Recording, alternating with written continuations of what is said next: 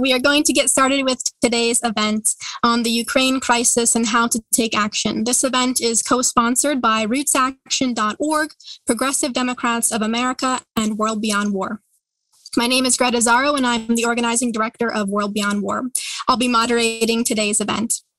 Today's event will run for a little over 1 hour. First, we will hear from our two panelists, Cynthia Lazaroff and Ira Helfand, who are longtime peace and anti-nuclear activists. And then we will hear from representatives of Progressive Democrats of America, Roots Action, and World Beyond War, who will be presenting ways that we can take tangible action on the issues that we'll be discussing today. And then we will open up to Q&A. So again, remember to put your questions in the Q&A tab throughout the event. Before we get started, some context.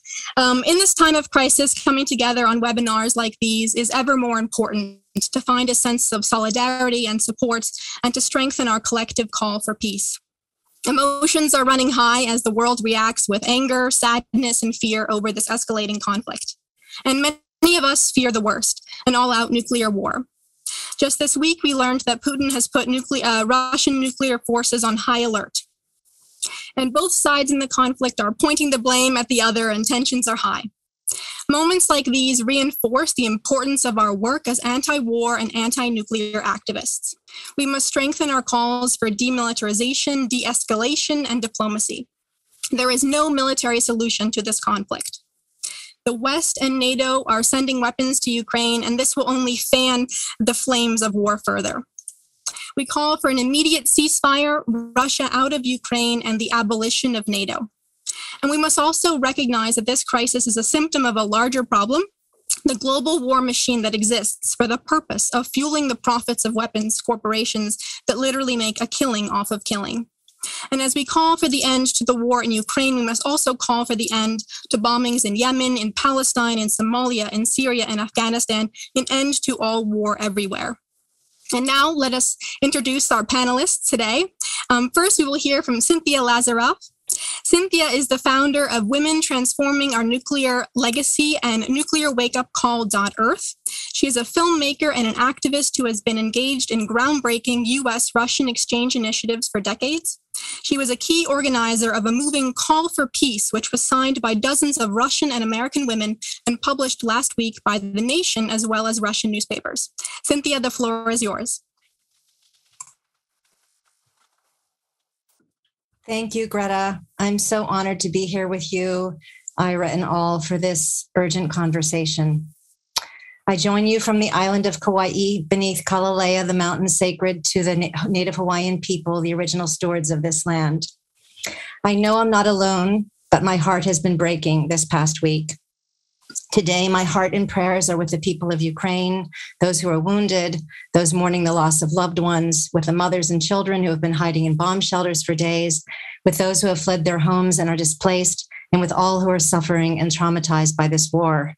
Today, my heart and prayers are also with the people in Belarus and Russia who are courageously dissenting, speaking out against the war, calling for peace, risking loss of jobs and livelihood, imprisonment, or worse. In the short time we have together, I want to focus on 3 areas. 1, what is of greatest concern to me right now with the war and some recommendations. 2, observations of things unfolding in Russia that I think we need to be aware of and pay attention to. And 3, what we can do now to mobilize effectively and strategically to maximize our impact and make a difference. So what's of greatest concern to me? First, I'm deeply concerned about this war going on any longer, the loss of life and destruction, the humanitarian crisis, and the displacement of what could be millions of people.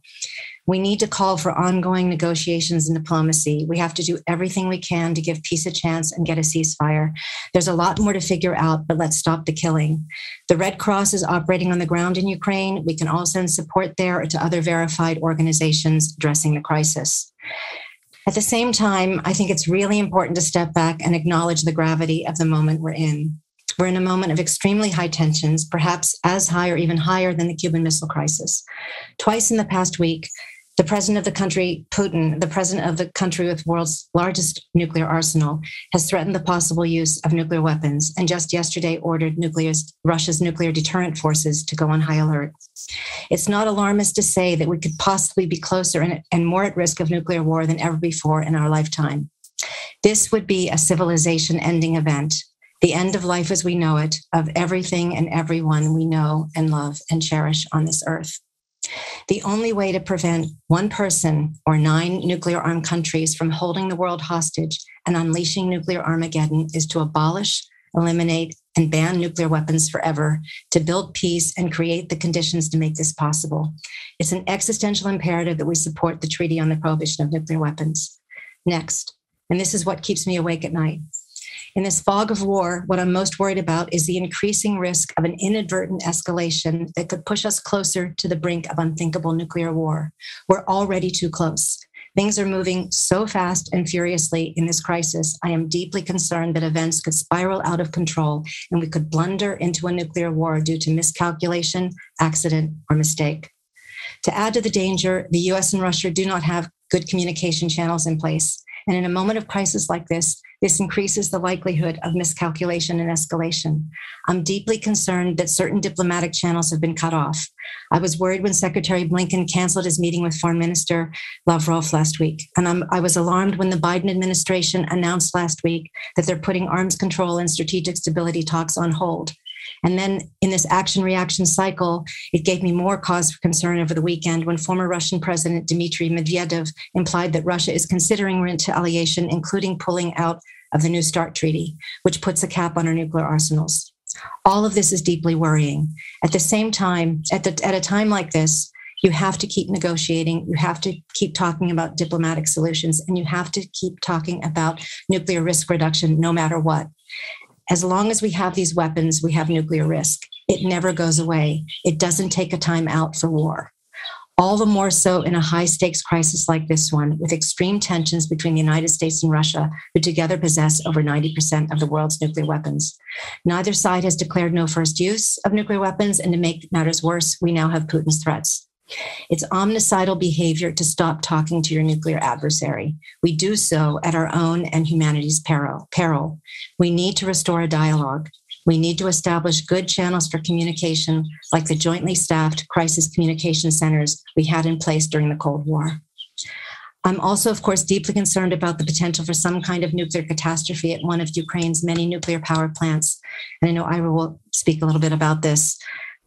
Now, some observations I feel are important to share about what I see going on in Russia. I track Kremlin watchers very closely, people in Russia I know, respect, and who up to now have always had a pulse on what's going on. What's clear is Putin's behavior, his actions, his brutal invasion of Ukraine were not expected, were not predicted. I would say that most experts I follow were blindsided by the invasion. They had been saying no war, no invasion. They didn't see it coming, maybe in a day or two before, but certainly, and some not until it actually happened. And after the invasion, many have gone silent, maybe a tweet or two on the part of some. And there is speculation about divisions in the ruling elite, in the high ranks of the military over Putin's actions. This is all different, and I believe it's significant. We'll see how it plays out. So a little bit about dissent in Russia. It's been heartening to see so many coming forward courageously to oppose the war, and yet right away, there have been signs of severe repression, arrests, instilling fear in so many who are quietly dissenting. The dissent is widespread, whether made visible or silent.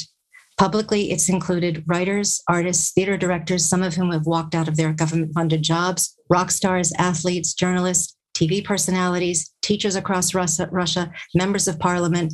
The Russian representative to the meetings of the Intergovernmental Panel on Climate Change publicly apologized to Ukraine for the invasion during the meeting. Putin's top spokesperson's daughter, Lisa Peskova, posted an anti-war message on Telegram, which he later took down. Mothers of soldiers gathered together, their sons lied to about where they're going, who were told they were going on a mandatory training exercise and had no clue they were being conscripted for war in Ukraine, and ordinary Russian people in the streets. Shock, grief, shame is what I hear from my Russian friends and colleagues. They say this is not their war. This is not the war of the Russian people. They want the world to know that this is not Russia's war. They say it's Putin's war. I'm also deeply concerned about efforts to suppress information and dissent. Access to social media has been limited. the internet as well. The government media regulators sent a message to media outlets reminding journalists of their duty to publish information only from government sources. They're forbidden from using the words invasion and war. They can only use the words special operation. The consequences for breaking the rules, a 5 million ruble fine. The third area I want to look at is how we can come together strategically in this moment in a way that could be truly game-changing. I offer this really as a prayer. I think this is a turning point moment that calls for us to come out of our silos and connect the dots, a moment to realize the intersectionalities and bring our movements and causes together to double our power and maximize our impact, a moment to remember what's at stake, to align around our shared interests. I want to talk about two specific areas. First, for all of us working on country-specific conflicts, whether it be Russia, North Korea, China, Iran, Yemen, Syria, Afghanistan, I could go on, to recognize the many intersectionalities and that the root causes of our challenges in our work are the same and shared. Very simply put, in the interest of time, these are the militarization of US foreign policy and the power of the military-industrial complex. I believe it's an existential imperative that we come together and call for a transformation of US foreign policy, one that adopts feminist foreign policy values, transparency over secrecy, cooperation and collaboration over rivalry and competition, dialogue over silence, engagement over isolation, diplomacy and peace building over conflict and war. Area 2.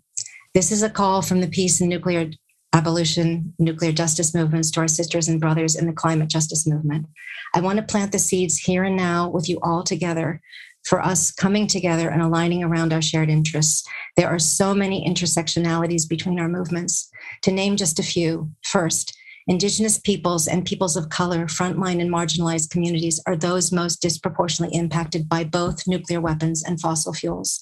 Second, it's abundantly clear who is benefiting from this war devastating Ukraine and her people. On the one side, we have the arms dealers and military-industrial complex.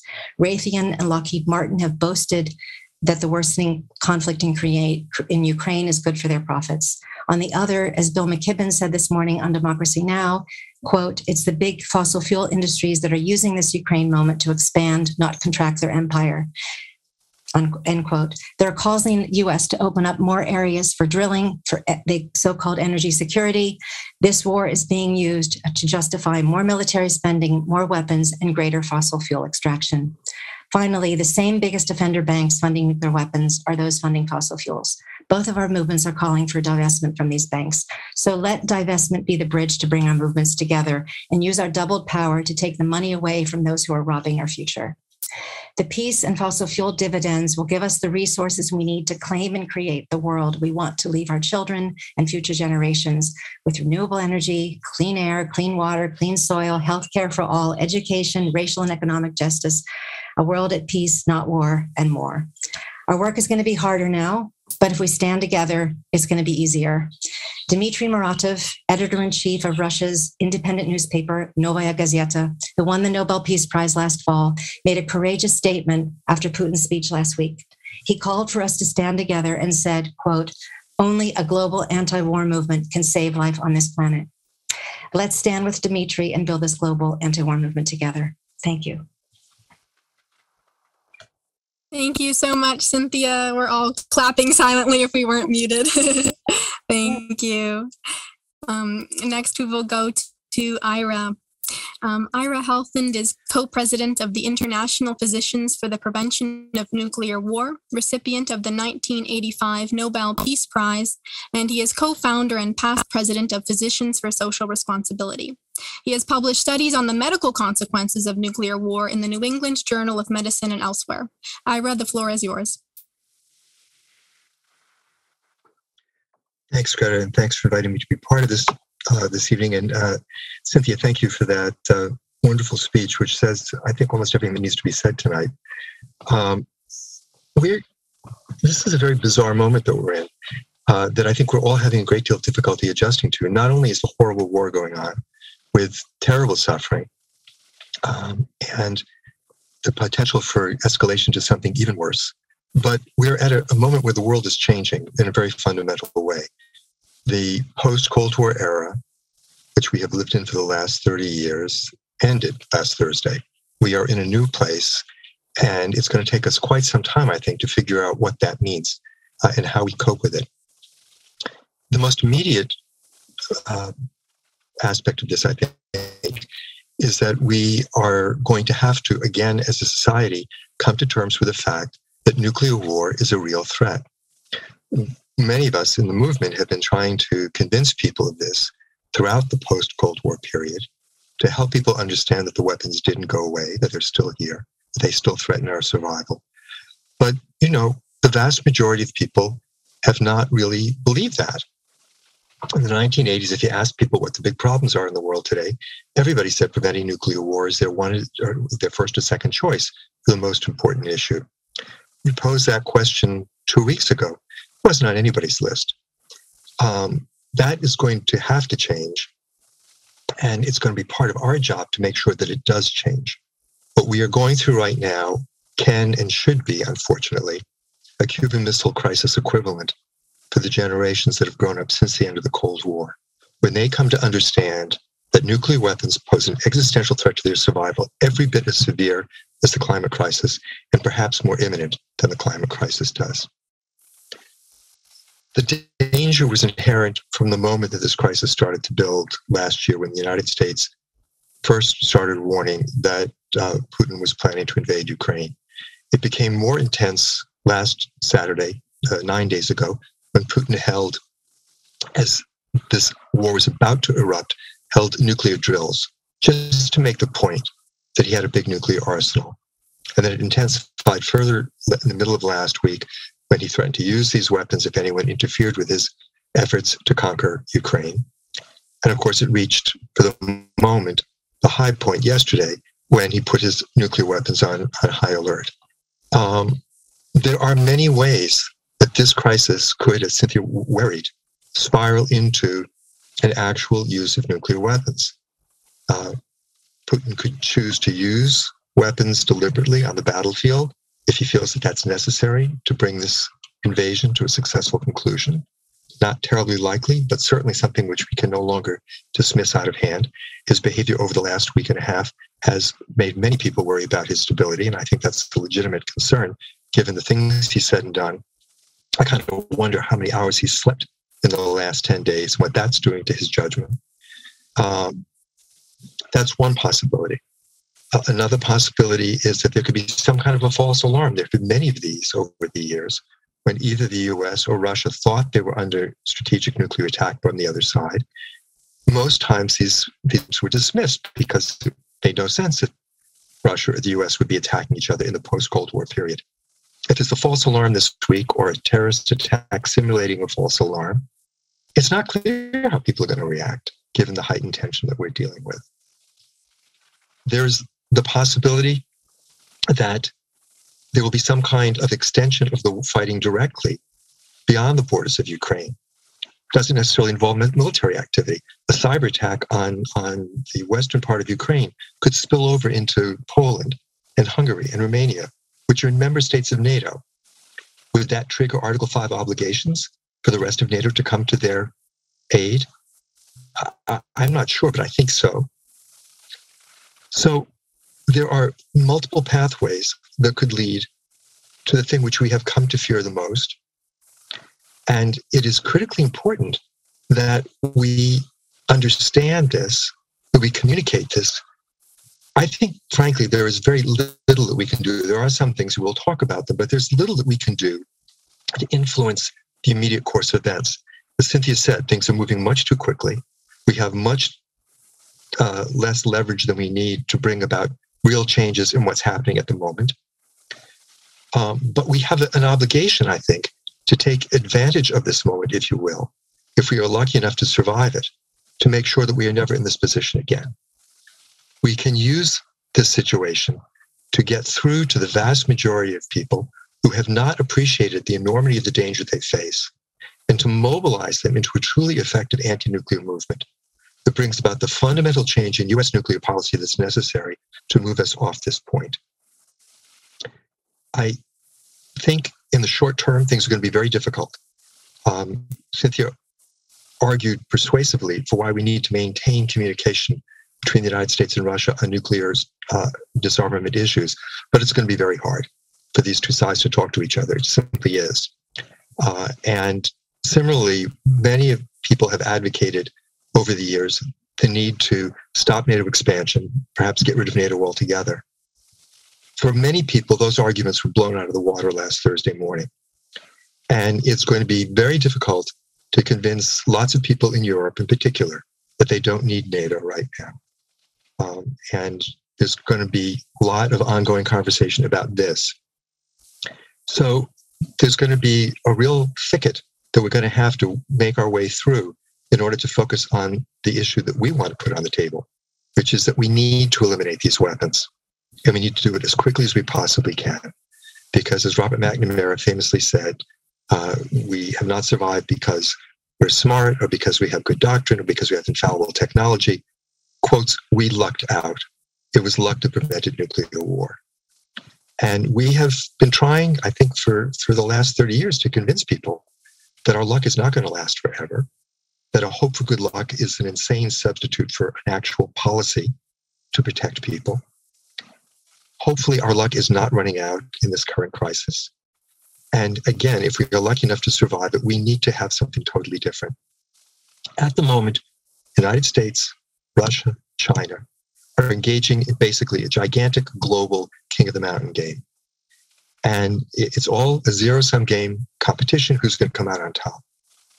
And, you know, it is possible one of them will come out on top. But if things continue the way they are going, what they're going to come out on top of is a gigantic ash pile.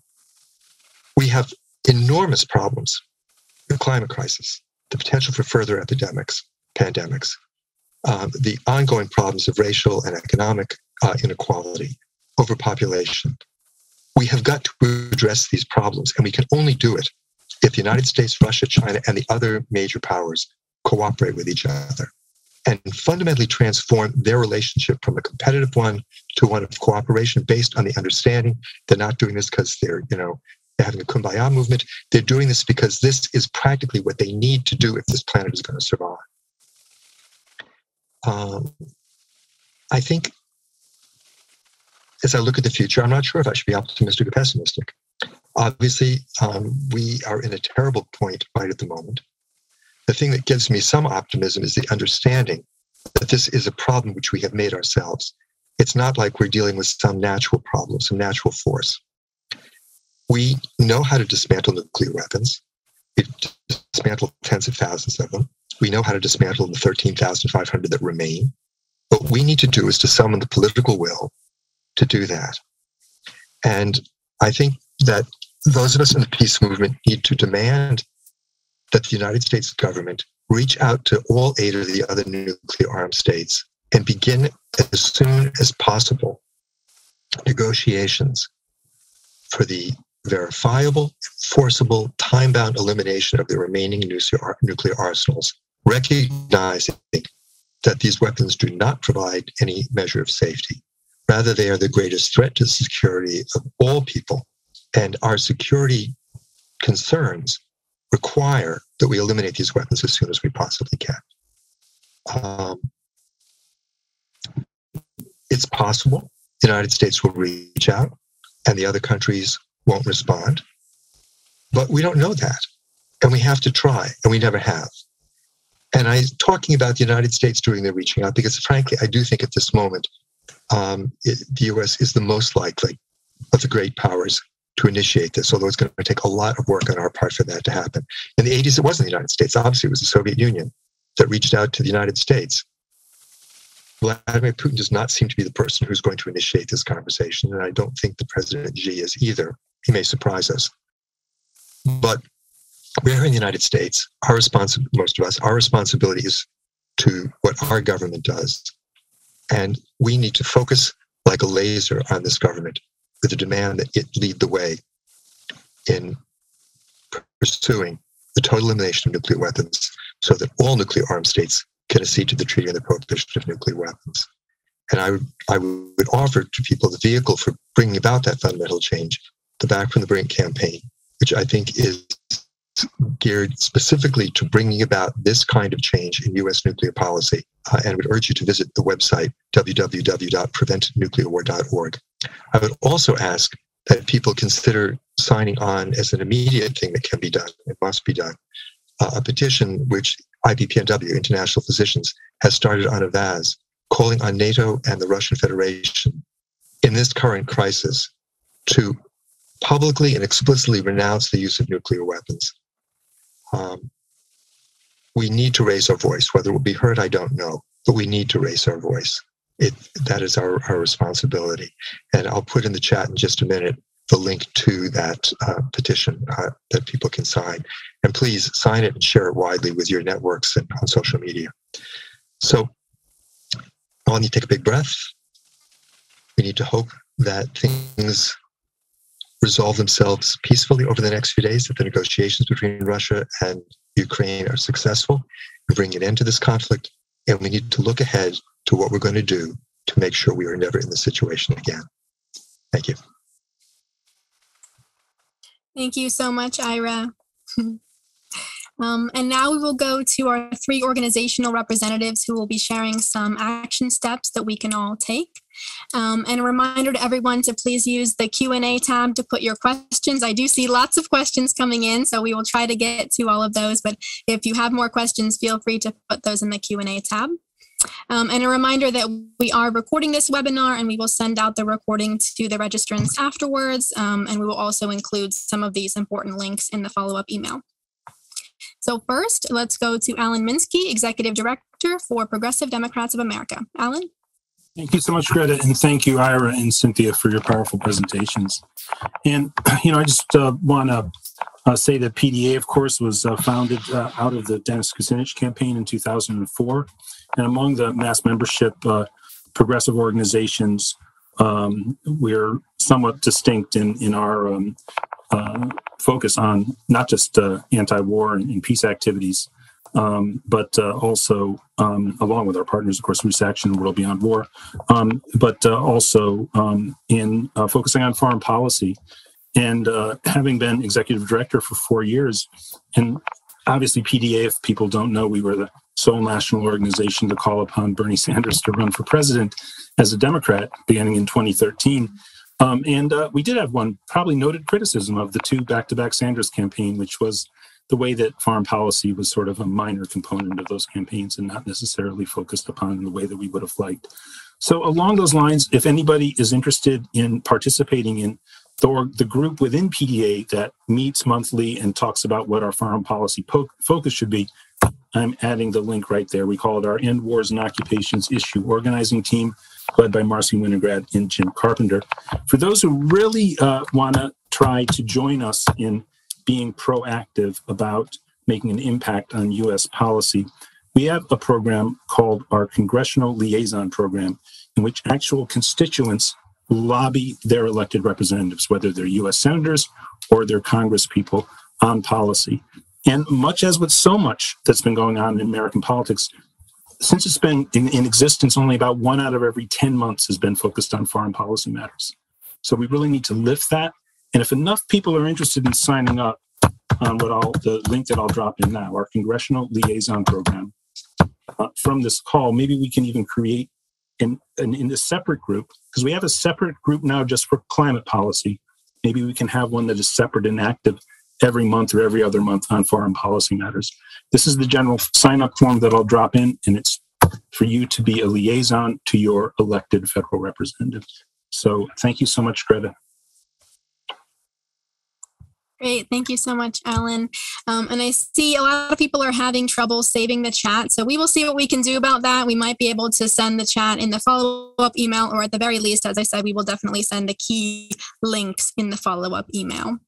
The next speaker will be Roxanne Asaf Lynn, social media co-coordinator for rootsaction.org. The stage is yours. Thank you, Greta and World Beyond War. It's so good to be working with people who have such informed positions on these things. But at the end of the day, it comes down to something visceral. And I love that Ira said, take a deep breath, because I think when something like this happens, there's a collective catching of breath, like people stop breathing. And Cynthia's words produced these openings, and then these ideas that we're bringing to you now are a way to get the bellows going again. So my first idea from Roots Action is our new domain and website. It's an information and activism hub called nowarinUkraine.org. I will place all of these things in the chat field. nowarinUkraine.org produces or provides graphics and video clips from notable thought leaders, actions that you can take. As anti-war activists, you're invited to send messages of solidarity to the anti-war people of Russia. There is so much that we are saying in the same voice, so let's exploit that. Add your own words, or you may also just sign on to the Roots Action statement as it's written.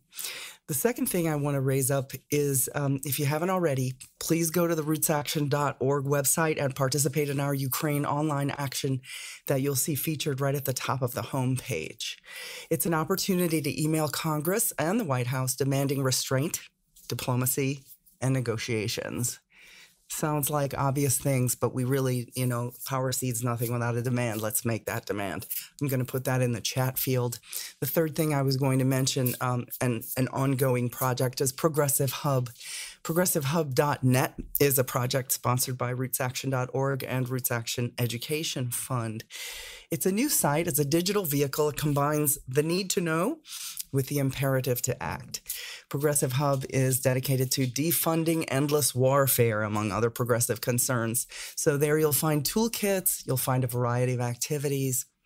There are articles there that deal with everything from analysis of corporate media to experienced voices on U.S. foreign policy and our history with diplomacy over war, or vice versa. So speaking of that foreign policy idea, we have a primer. Also, I should probably just let David Swanson address this because it's something he's incubated his whole life. But it's a primer for congressional candidates on the topic of foreign policy. I'll put those in the chat now. All right, thank you so much. And our last speaker is David Swanson, co-founder and executive director of World Beyond War, as well as campaign coordinator for Roots Action. Thank you, Greta. Terrific job, and terrific from Cynthia and Ira and Dallin and Roxanne. World Beyond War is a global organization going after the institution of war, not just the wars, and doing it with activism and education.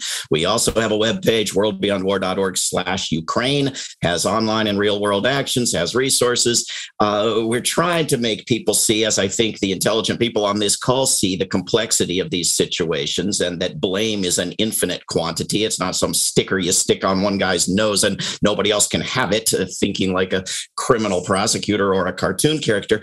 I think we have to use this moment to educate not just on nuclear weapons, but on war, the institution of war, the elimination of which may be required to get some nations to give up the nuclear weapons. And of course, refusing all war may sound crazy to some people, but when the only alternative is eliminating all life on Earth more quickly than climate collapse can do it, which is preferable? I think that we are likely to be having a webinar some years hence, if we're still around, with some brave, courageous whistleblower who headed over from the United States to help out in Ukraine and get a free rifle and discovered that his U.S. tax dollars had paid for the rifle instead of giving him a decent education and a decent life. And he found out he wasn't bringing peace and prosperity and democracy to Europe.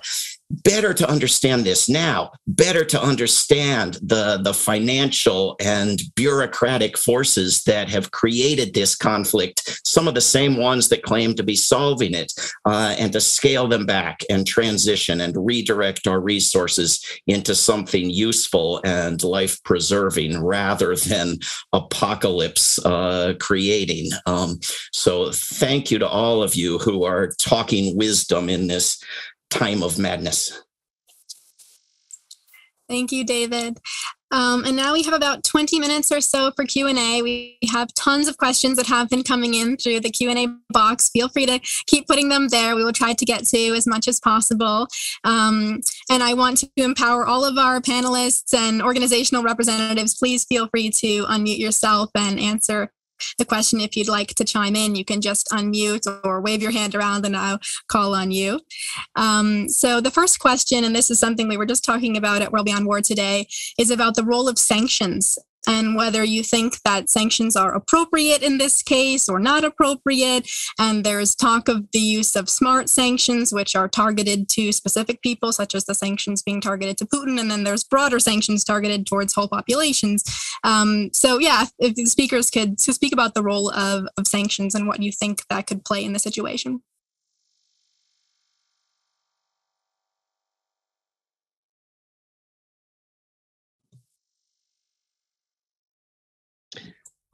No one else seeming to be taking this question. I just have thought, I mean, sanctions have been terribly abused by the United States in particular over the years and have caused terrible hardship and suffering for people in many countries. I think in the current crisis, there is potential for that, surely. But there aren't a lot of alternatives. I think we need to applaud the Biden administration for stating very clearly, very early on in this crisis, that the United States would not put troops on the ground in Ukraine. And I think it was an important de-escalatory step that the administration took. Similarly, when the Russians put their nuclear forces on high alert yesterday, NATO and the United States responded by doing nothing, which was just the right thing to do, and an important de-escalatory step. I think there needed to be some response. The U.S. administration correctly told the world for months that this invasion was coming, and there needed to be some response to it. Whether the sanctions that have been put in place will be effective, whether they will be as targeted as they are reportedly trying to be, we'll have to see. But I think it's wrong to a priori condemn the imposition of sanctions at this point, because I don't know what else it is that the rest of the world could do in this situation in the short term.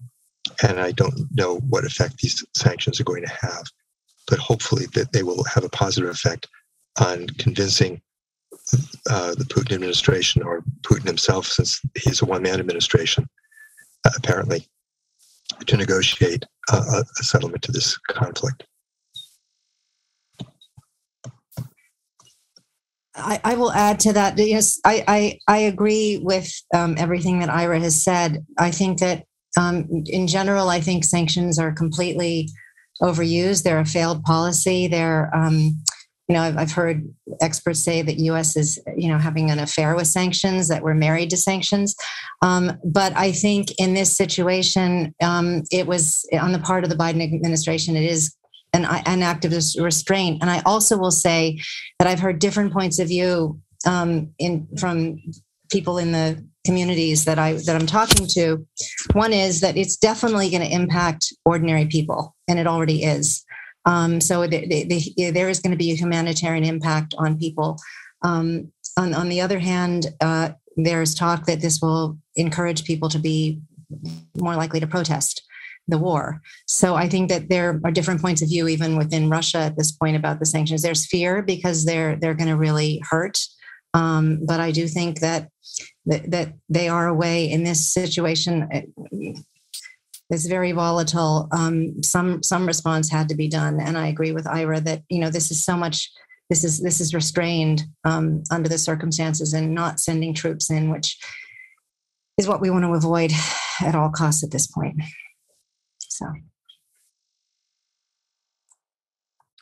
All right, let's move on. We're getting several questions about the nonviolent resistance happening in Ukraine and in Russia, and whether our panelists could speak more about that resistance that's happening, and not just what actions are happening, but how can we better support those protesters in Ukraine and in Russia? How can we support them when we know that, we're hearing reports of those nonviolent protests being silenced?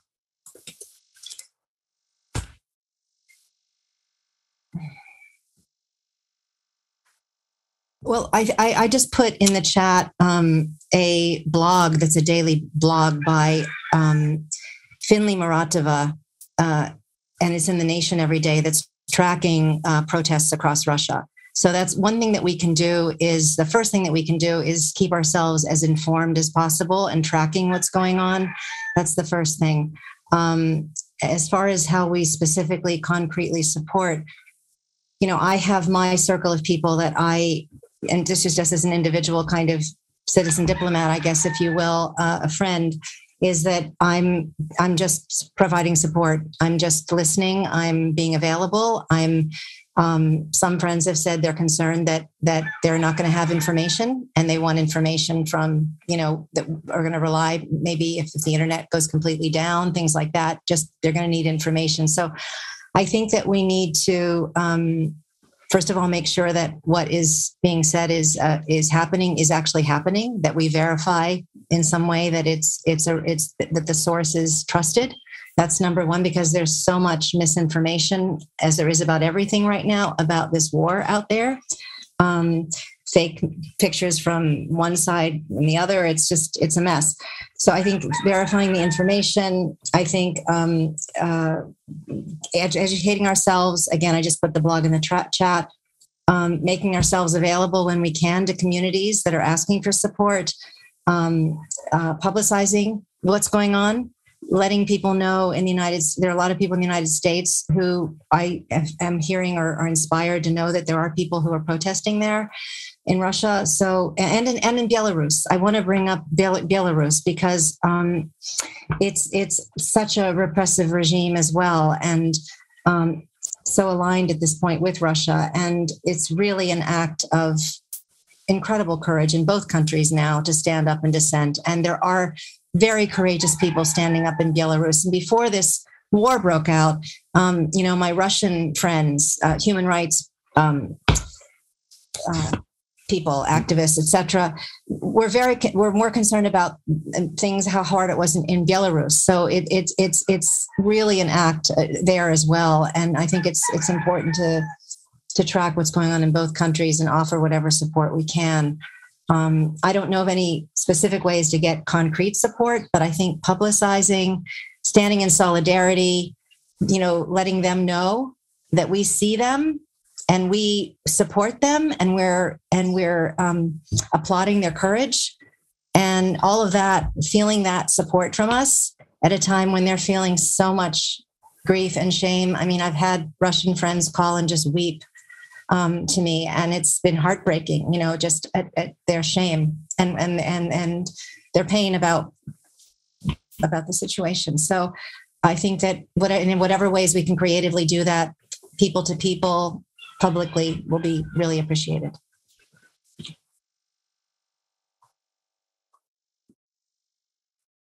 Great. And I see some questions coming in about, but what about in the U.S.? What can we do? Are we having protests? Yes, there are protests planned in the U.S. and in the West as well. There's a global day of action planned on March 6th. And I just answered that question in the Q&A tab, so you can see the link there. And we'll also include that link in the follow-up. Let's see. There's an interesting question here about the use of social media. The question says, I have hesitated to post sunflowers or the colors of the Ukrainian flag out of concern that this might inadvertently perpetuate a good guy, bad guy, dichotomous mentality. But I also believe such symbols are powerful. And I've heard this from others too today, even that, the flag is being used, for example, by some neo-Nazis. So people are not sure, should we be posting the flag? Should we not be posting the flag? How can we use these symbols? Should we use these symbols? Is there a way to use them, but kind of provide more context? Any thoughts about that? I think all over the world, people have been rallying to the defense of Ukraine, which has just been invaded. And I think we should do that.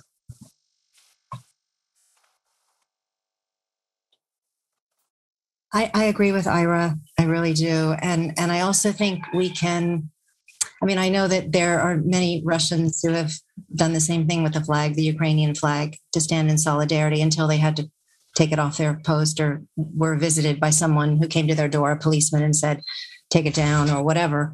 So I think it's, we all want the war to end. That doesn't mean that we're condoning anything that we're doing that we don't like in this country or whatever. But at this moment, the priority is stopping the killing and preventing a nuclear war. It's like we have to get a ceasefire. I mean, that's the highest priority. There's going to be very complicated to work out any kind of agreement, but at least let's stop the war and the killing. Let's start there, and let's stand in solidarity with those who are being invaded. And we're standing with everyone right now. We're against all wars, so we have to be against this one. We have to be against this war, and that's a way to show our solidarity. The huge numbers of people in Russia who are showing incredible courage, calling out their government on this issue. The 1 million people who've signed a petition, 1 million people in Russia signing a petition, demanding that their government stop this invasion. There is a side which is primarily responsible for what is happening this week. And if people in Russia can recognize what their government's doing is wrong, I think we can say it as well, and we should. Doesn't mean that, as Cynthia just said, it doesn't mean that NATO and the West has been blameless in the lead up to this. Right. But what's happened over the last week was decided on by one man. And we should support the people in this country who are calling them out for it.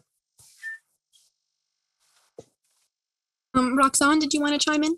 Just briefly, as the person at Roots Action with a finger on social media all day, every day, and that question specifically mentioned social media, my first reaction to seeing that flag was to conjure the voices around me that are more nuanced and more seasoned on the topic. So I thought it was overly simplistic, but then I realized in the classic sense of in communication theory, it's called the second order system.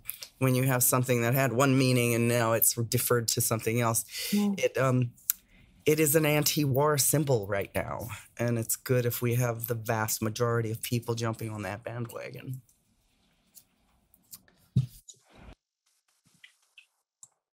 Thank you. I'm seeing a lot of questions coming in about the role of the U.S. in all of this, and if the panelists could speak more to sort of the history that led up to this over the past several years or even decades, and sort of the culpability of various actors in all of this.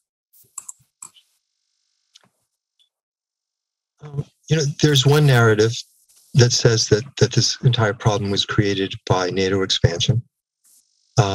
And certainly Russia has been quite unhappy with the expansion of NATO since the end of the Cold War.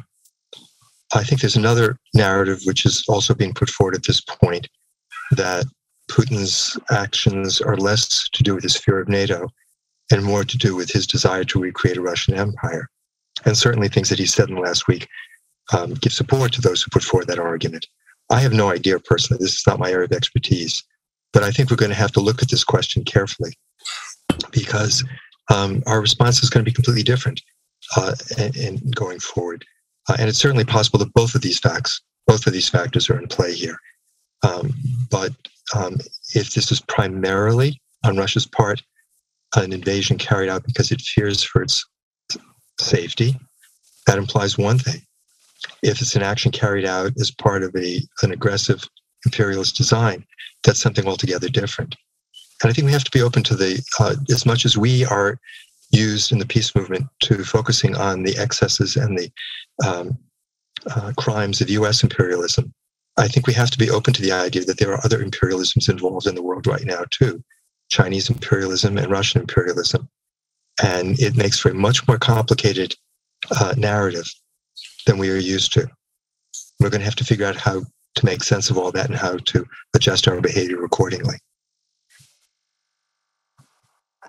They're very wise words, Ira. Thank you for those. And I think, there's no question that, I was in Russia and the Soviet Union from the late 70s through the 1980s and early 90s. And, there's no question that if you look at the historical context of how this has evolved, and the promises that were made to Gorbachev when he allowed the reunification of Germany to happen, when he was in those negotiations, and he was promised that if he allowed that to happen, NATO would never expand 1 inch to the east. There was a betrayal that happened. And, we can spend the time talking about that, and we need to look at that. We need to have that historical context. But to what extent the refusal, the dismissing of Russia's expression of security concerns that were ignored for all these years, to what extent that has played into the behavior we've seen in the last week is something that needs to be really explored and analyzed and figured out. But in this moment, as Ira has mentioned,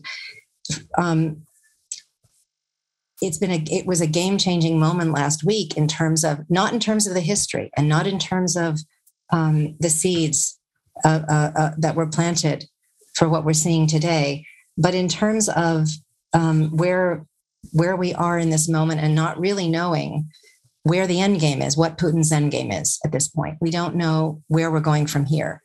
No one, as I said, the experts said, no way is he interested in Kiev. No way is he interested. If at all, it would be the breakaway publics in the Far East and maybe in the South, but not Kiev. So this is we're in new territory. We don't know, and we don't know who we're dealing with either. So I think that we're going to have to reckon with NATO expansion.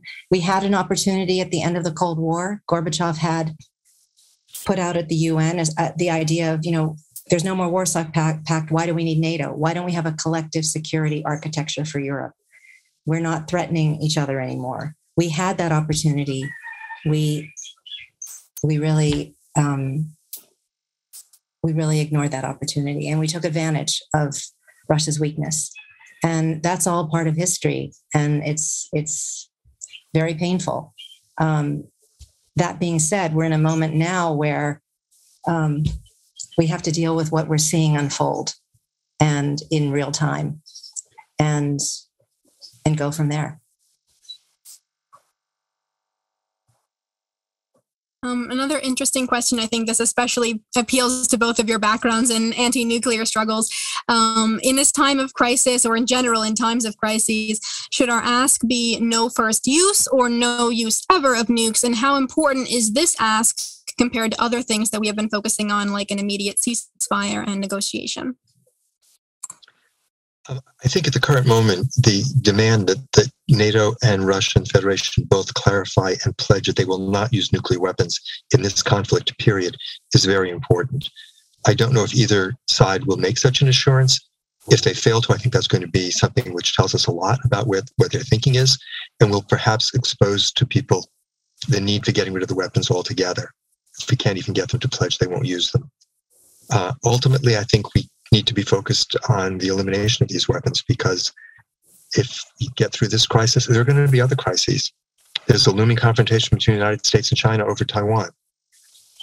There are other things. There's ongoing conflict between India and Pakistan, which are both nuclear armed and have nuclear arsenals capable of destroying the entire human civilization. We need to get rid of these weapons altogether. But right at the moment, I think what we really should be seeking, and that is the subject of the IPPNW petition on Avaz, a pledge from both sides that they will not use nuclear weapons in this conflict.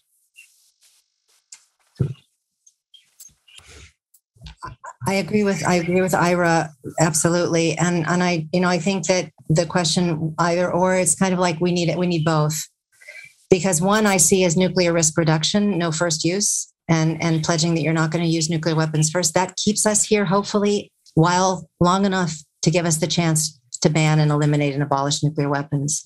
And I just want to see. I see in the chat, that the military-industrial complex hijacked NATO, and I definitely know that and understand and that the role of the military-industrial complex in arming NATO countries. We have to definitely reckon with all of that and the role that's all played. In this moment, I come back to we need to stop this war. We need to see what we can do to stop this war, and because the risks, we need to do all of it. But that's why I also address the military-industrial complex in my talk, because we do have to, and the way to do that, I believe, one way to do it is to come together around divestment. We have the power with the money in the banks that fund nuclear weapons, that fund weapons producers, conventional and nuclear, and fossil fuels. That's the way we can reclaim our people power and do it together and mobilize.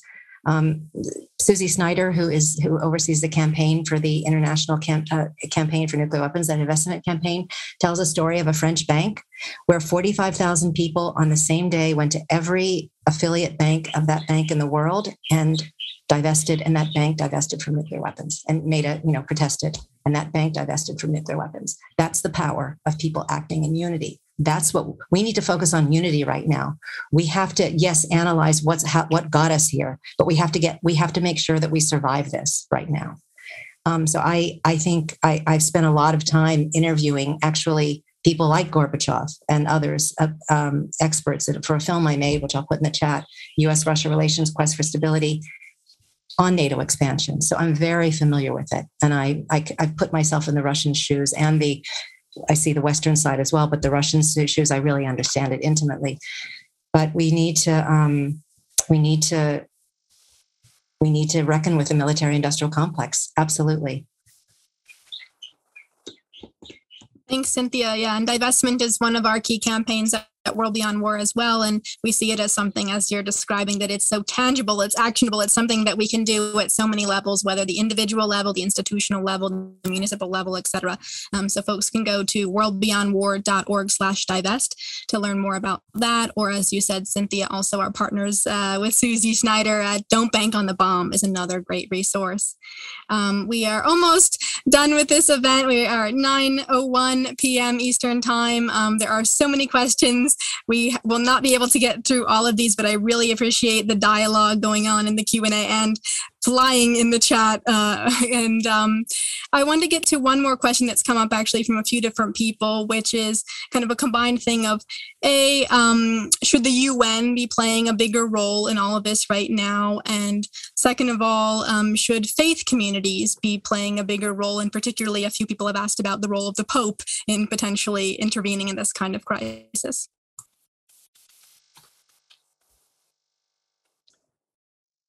Well, the ability of the United Nations to intervene is quite limited because Russia has a veto power in the Security Council and vetoed the resolutions that were introduced last week.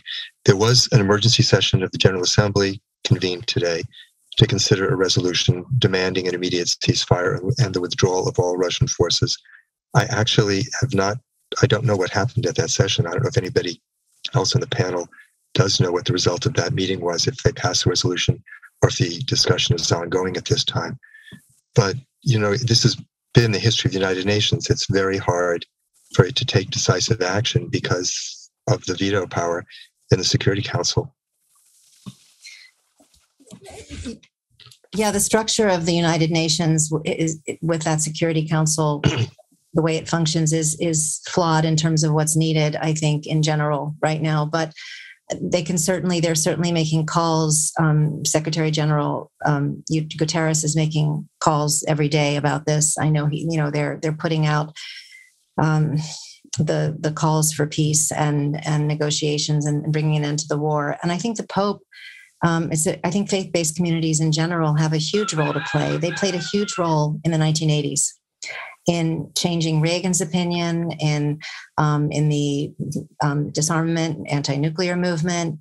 The Pope, I know, I think someone from either the Pope or someone from the Vatican made a visit to the Russian embassy in the days leading up to the war with a plea. So I think there is a role for the Pope to play. He's so passionate about nuclear disarmament and abolishing nuclear weapons, and he's so knowledgeable about it. So, and I know that there are archbishops and others who are taking action now, like Archbishop Wester in Santa Fe.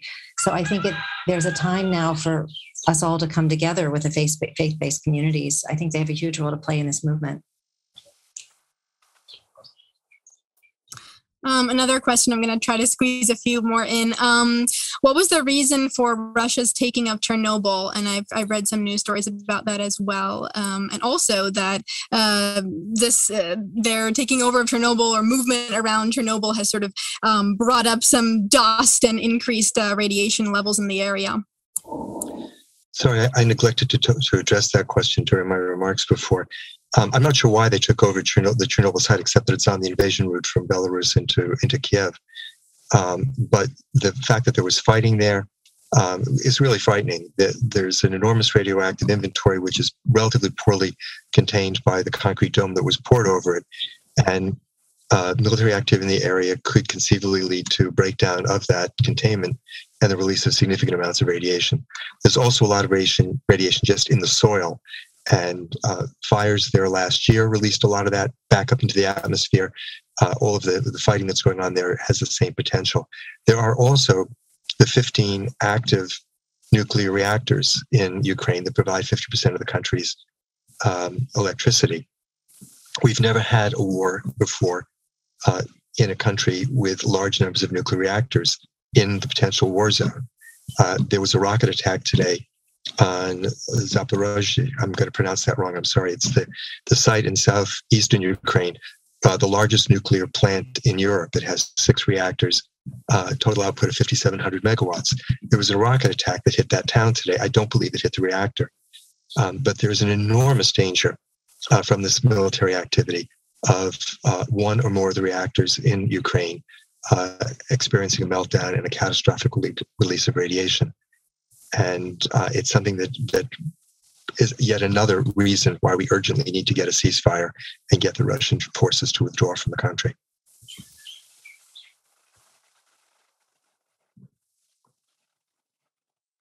Another question here, and a few people have asked similar ones, is basically who might be a trusted broker for peace between Russia, or why would Putin eliminate weapons right now? Like, what can we offer? What can we put on the table, or how can we appeal to him to prompt him to put down weapons and retreat?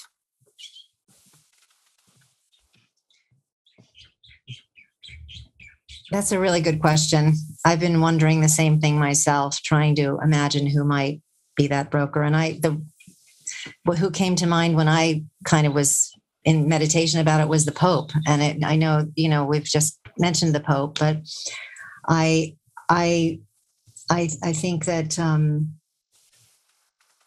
we would have to see. I would have to do some thinking about that. But that's the first person that I thought of. Some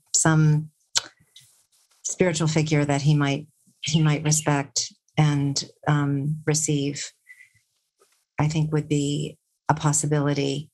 I just would like to see and hope that there are some backdoor channels that we don't know about that are going on. And it just doesn't feel like there are. And I don't know if there are, but like we had during the Cuban Missile Crisis, we had backdoor channels that opened and made a difference. And so I would like to hope that there are those going on right now. I mean, there is communication. Obviously, Russian and Ukrainian delegations met today in Belarus on the border, and they're scheduled to meet again, I believe, tomorrow. They all speak Russian. They have long years of contact with each other. There is communication there. I think that the question is, what is going to change Putin's thinking? He made this decision to launch this war. What is it that's going to make him feel that this is something that he needs to stop? And I think really it's only going to be if he feels that the price he is going to pay for continuing the war is not worth what he hopes to get out of it. And that goes back to the sanctions question that was raised earlier. It goes back to the development of significant unrest within Russia that Cynthia talked about before, and whether these factors can convince him that the price is just not worth it. Short of that, I don't see any reason why he's going to stop what he's doing.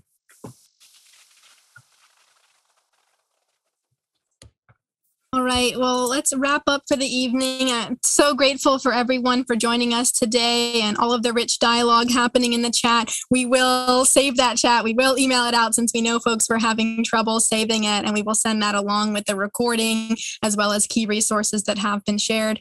Before we officially conclude, maybe we can do a quick round robin and just final very short thoughts from everyone if you have them. Alan, let's just go to you if you want to share one last thought. Yeah, I just think it's everybody should really take this moment and reflect on the fact that the way that foreign policy matters falls out of prominence in progressive circles, and to try to maintain a consistency and engagement with it. And so I really encourage organizations to follow. By the way, Progressive Hub is amazing, from Roots Action, everything coming out of World Beyond War. And if you're members of PDA, by all means, track what we're doing. And encourage us to lift up our foreign policy related activities. And we are in what Ira said at the top, possibly a geopolitical reconfiguration. And I think the vision that Cynthia presented in her talks too of an alternative approach to international relations, one grounded in pacifism and feminist ideals, would be a brilliant thing to promote, and I think would have incredible traction around the world. And for whatever reasons, the progressive left has been really shy about presenting that and lifting that up in recent decades, and I think we have to change that equation. So thank you. Thank you. Roxanne? Just want to thank Alan Minsky and Progressive Democrats of America for the collaborations through the years and just for raising up the voice of Roots Action and Progressive Hub. I just want to make sure that we feel like we've addressed the many calls for addressing the United States' role. If you go to those links that I provided, and I'll just click it right there and show you again, you're going to find a lot of think pieces on that very topic, and it'll be clear that you're in good company. So please don't think that we are giving the United States a pass, and let's keep working together. Thank you. And David? I think we should try. It's very hard, and it's hard to know exactly what bit of everything is true and what is exaggerated. But I think we should try to remember that part of war propaganda is always reducing an entire country and government to one person. And part of war propaganda is always hyping the ancient identity nationalistic stuff. And when you got the one from the US and the other from the Russian side, and you put the two together, well, everybody thinks this is all Putin and his nationalism, and that explains everything.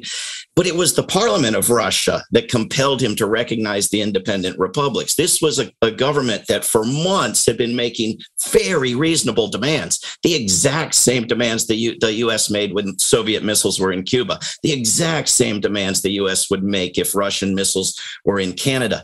I've never seen a war without the nationalistic nonsense. I'm not convinced. If that was the explanation, why not last week, last month, last year, last decade? Why now?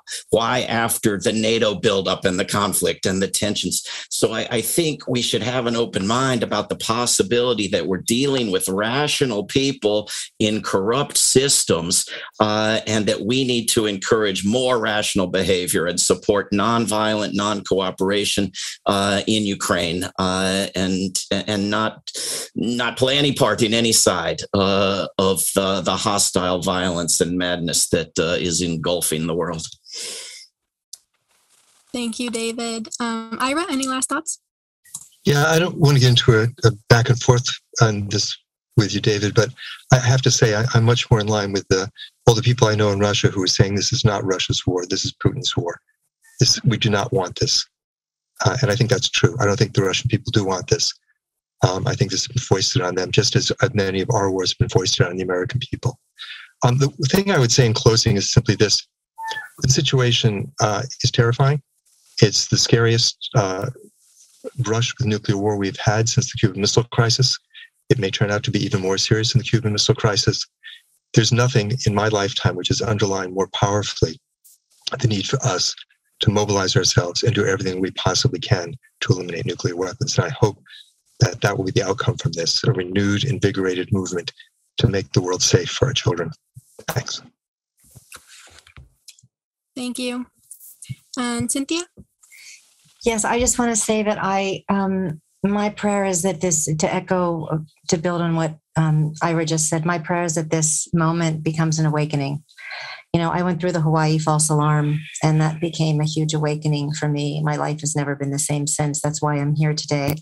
And my prayer is that this moment can be that turning point moment for us to transform our foreign policy so that we never are here again, to find a global security architecture that would work where we come together. I mean, it's just, and to really mobilize, as Ira said, this is a moment to mobilize and to wake up to the very real danger that nuclear weapons pose.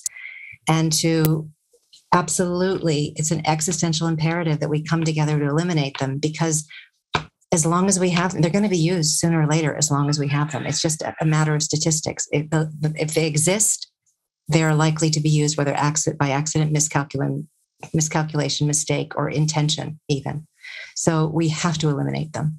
I echo what Ira said. And divestment. Great, thank you. Well, that's a wrap, everyone. And thank you again to our sponsoring organizations, rootsaction.org, Progressive Democrats of America, and World Beyond War. And thank you, everyone, for joining us. We hope that you'll join us for the Global Day of Action coming up this Sunday, March 6th. Again, we will send out the recording afterwards. We will send out the chat, and we will include the key links as well that we've shared. So thanks, everyone, and have a good evening. Thank you, Greta. Thanks, everyone. Bye. Thank you, everyone.